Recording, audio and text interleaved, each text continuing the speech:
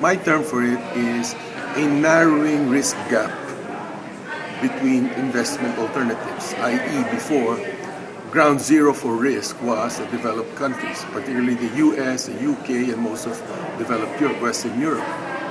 But with what has happened in the US over the last couple of years, the last 3-4 years, the sort of insurmountable budget deficits and trade deficits and low growth and high unemployment and the downgrade by the credit rating agencies. And you can mirror the same thing for Western Europe. All of a sudden, ground zero for risk is no longer the Western developed countries.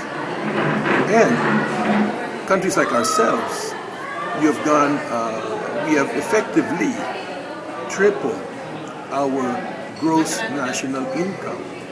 I talk about gross national income as compared to gross domestic product, because a good portion of our income comes from overseas. So we have effectively tripled our GNI in the last 10 years. So the effective gap between the developed and the countries like ourselves has narrowed. And you see, capital seeks the best level. It's like water, it seeks its own level. So in effect, what's happening here is that investors from all over the world, or the global investor, including domestic investors, have started to see that risk narrow and are willing to take more risks here. Competence or incompetence in the government notwithstanding, corruption or non-corruption in the government notwithstanding. It's just that, objectively speaking, or just in plain estimation of risk, it's just narrow. So the Philippines is no longer unattractive.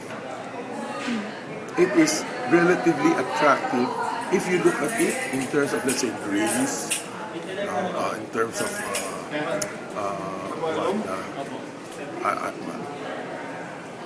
countries that are not growing in the developed world. Of course, they could go to Vietnam, they could go to Bangladesh, they could go to Myanmar. We see that a lot of capital is going to Indonesia.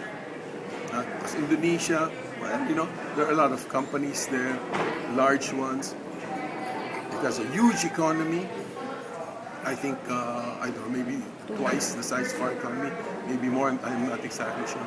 But you see, the thing is, the critical mass of the economy on its own creates the attraction.